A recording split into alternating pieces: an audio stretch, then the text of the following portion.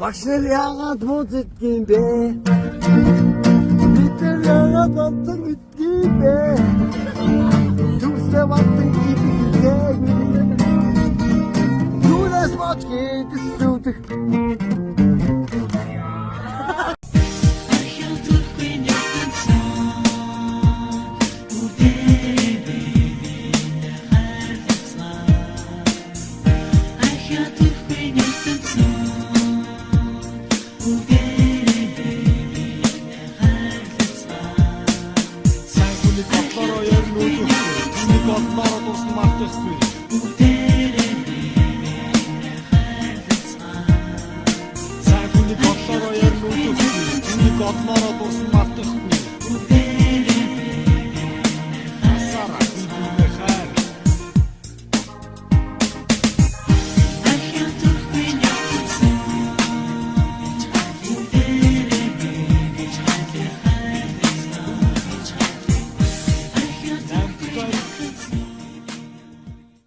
Ерөнхий ивентгэгч Sow Media.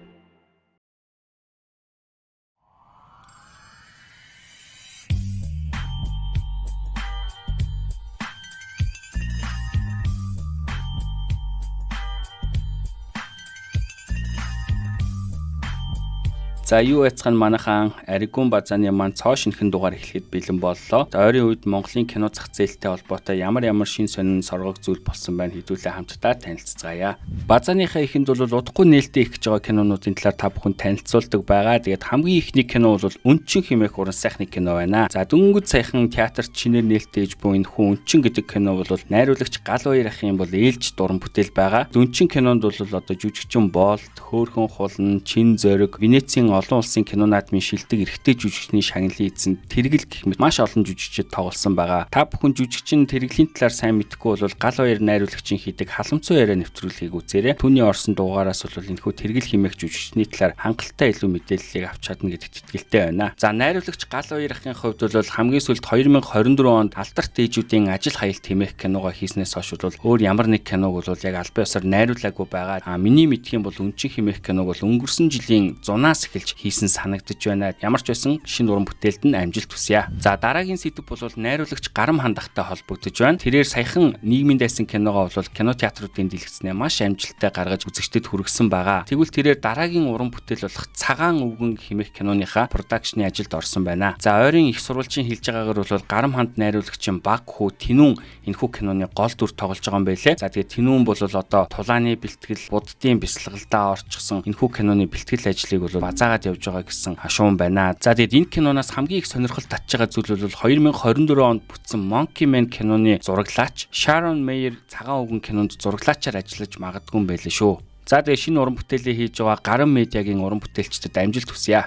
За дараагийн сэдв бол Mask Production-тай холбогдож байна. За Mask Production-ийн бол Баярлаа Аава хэмээх цоошин уран сайхны киноныхаа постэр болон трейлерыг цацсан байгаа. За тэгээ Баярлаа Аава киноны ерөнхий найруулагчаар бол өмнө нь Соёлын довтлогоо, Баярлаа ээжээ хэмээх уран сайхны кинонуудыг найруулж исэн найруулагч Мөнх Батах ажилласан байгаа. За тэгээд Баярлаа ээжээ киног бол Mask Production-ийн өөрсдийнхөө хошин шогийн номероос сэтвчилж бүтээсэн байгаа. За энэхүү Баярлаа Аава гэдэг кино контентыг бол мөн одоо өөрсдийнхөө хошин шогийн үзүүлбэрээс сэтвчилж энэ бүтээсэн нь бол трейлерээс нь харагдаж байсан. За тэгээ Mask Production-ы уран бүтээлүүдэд бол миний хувьд бол маш дуртай. Тэгээд Mask Production-тай холбоотой бас нэг зүйлийг сонирхолж хэлэхэд манай Аригун подкастын маань season 7-д бол Mask Production-ы нэг жүжигчин оролцсон. За Мөнх сайхан ах байх уу, Эрдэнэ зан ах байх уу, Баяр Магна ах байх уу, аль нэг нь бол одоогоор би бас яг хэлж мэдэхгүй байна. Ямар ч байсан season 7-д бол Mask Production-ы их гурвын нэг нь оролцсон гэдгийг та бүхэнд дуулгахад таатай байна. Дараагийн сэдв бол сүүлчийн алиалагч кинотой холбогдож байна. Жүжигчин Бямц цогт ах бол манай подкастэнд орохдоо энэхүү киноныхаа талаар бол зухас дурдаад авсан байгаа. Миний хувьд бол энэхүү киноны постероос нь бол хин найруулсан, өөр ямар жүжигчид тоглосон, яасан талаар бол тодорхой мэдээлэл авч чадаагүй. Гэхдээ трейлерыг нь үзээд бол би энэ киног бол үнэхээр шууд үзмээр санагдсан. Тэгээд миний хувьд бол одоо хамгийн өндөр хүлээлттэй байгаа кинонуудын нэгэ. Тэгээд би энэ киног эмнэлгээс гарангуутаа заавал үзэх болно. За тэгээд энэ киноны гол дүр буюу одоо сүүлчийн алиалагчийн дүрд бол жүжигчин Бямц цогт ах тоглосон байсан. Мөн одоо түүний залуугийн дүрд бол Бямцах дахын хүү Балжин нэмийг тоглуулсан нь үнэхээр гоё шийдэл болсон байсан. За мөн одоо ютубер залуу жүжигчин Шаймил энэ киноны гол дүр дээр бас харагдаж байсан. Тэгээ трейлерыг та бүхэн заавал үзээрэй. Үнэхээр сэтгэл хөдлөсөн гоё кино болсон гэдэгт би бол итгэлтэй байна. Бас нэг зүйл нь бол трейлер төрчтэй юм дөрвөлжин форматтай байсан. Кино ер нь театрт төрчтэй дөрвөлжнөөр гарах юм уу эсвэл трейлер нь ийм шийдэлтэй байгаа юм уу? Тэрийг бол сайн мэдэхгүй байна. Ямар ч байсан 5 сарын 29-ноос кино театруудаар гарна гэсэн байсан шүү.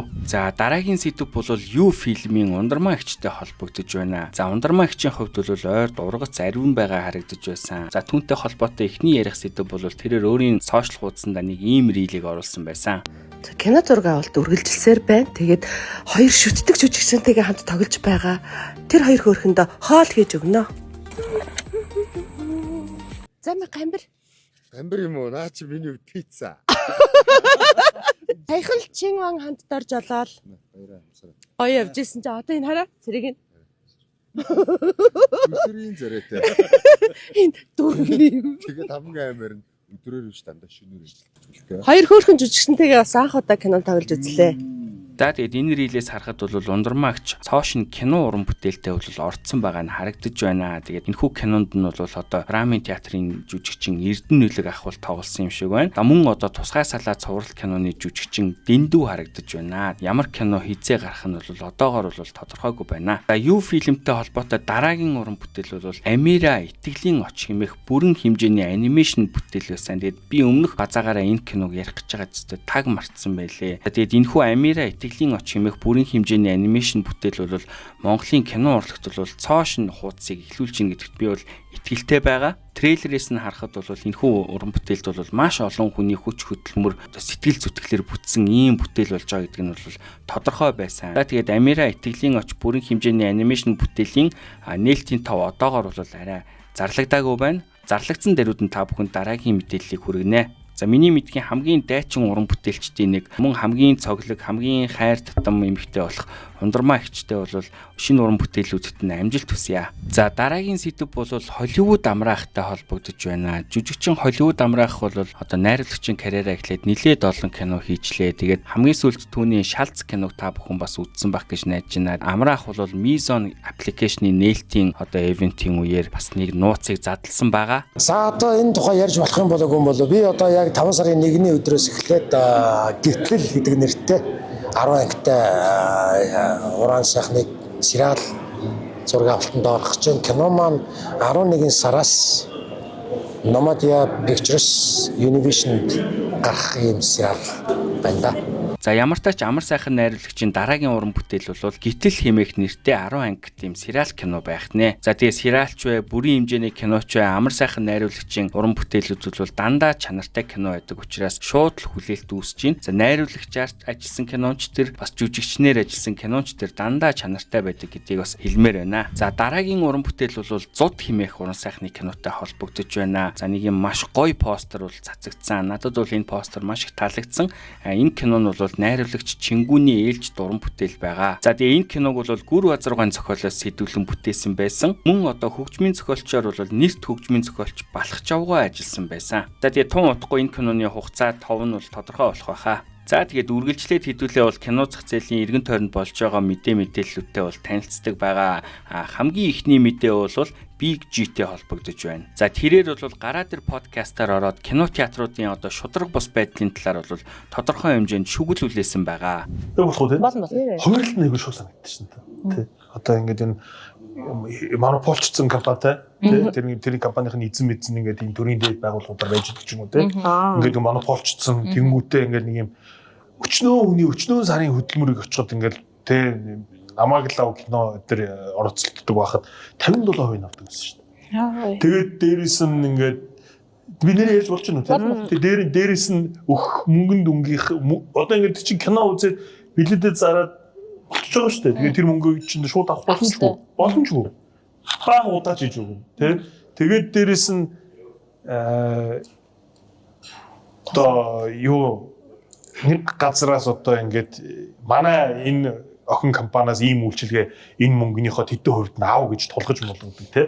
Тэгснээр миний хамгийн нэг юм одоо юу гэдэг дотор муухайсан ч юм уу те нэг юм муухай санагдсан юм уу гэхээр ингээд ийм шинэ жил дээр ирж шинэ жил хөтөлж өг шинэ жил дээр дуулж өг үнэг үү тэр надад аягүй сонир санагдсан байхгүй. Тэгээ би гүүгээр би жоохон тухайн үе жоохон ундууцаад тэгжсэн. Тэгсэн манай киноныхон зөө гөөгөө юу вэ? Мөнгө төгрөгийн өгье гинэ.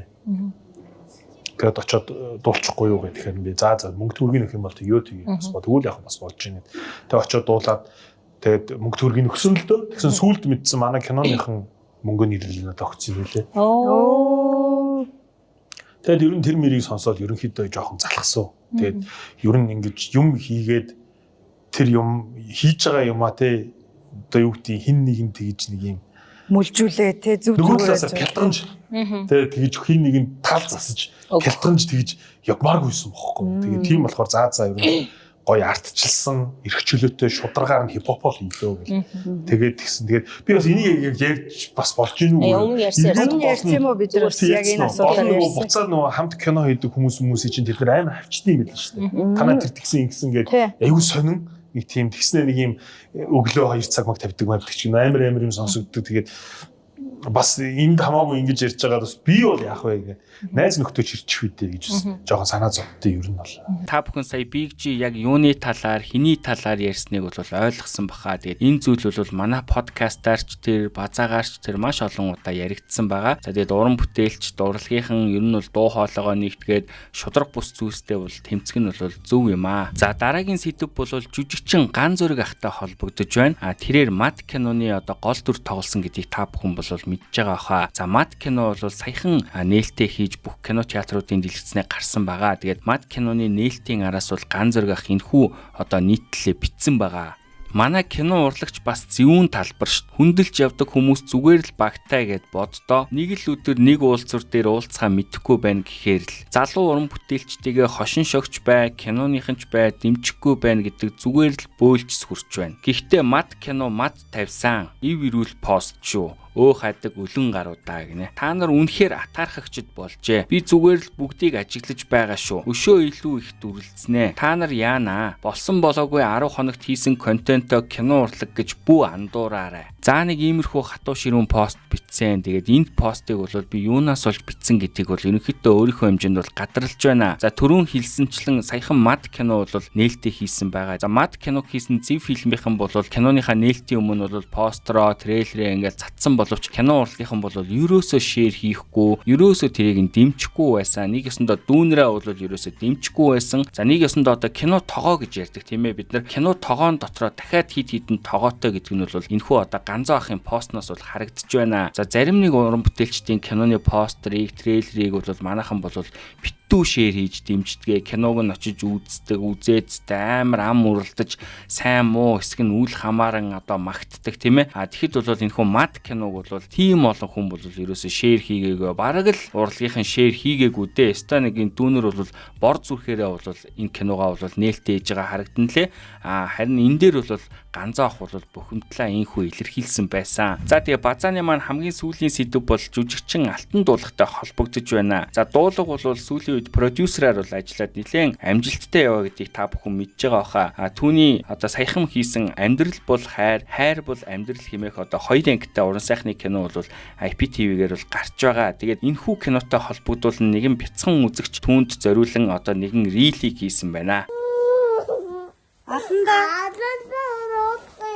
яасын дуулах?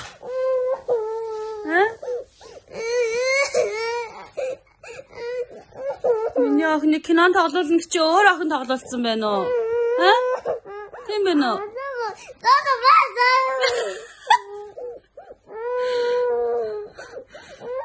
Дуулах мөн новш ингэдэг байхгүй юу гэ энэ охин чи уйлаад дээ штэ. Яах юм бэ? За тэгээд дуулга минь одоо жоох хүүхдийг кинонд тоглоулна гэчээд ингээд тоглоулахгүй уйлуулаад гомдоогоод яваад байж болт юм уу. Тэгээд одоо дараагийн уран бүтээлдээ яаралтай энэ охиныг олж одоо кинон дээрээ тоглоулаарай. За тоглоулахгүй бол одоо чи манай базааны мөнхийн сэдв болно шүү. Yeah. You know who it is.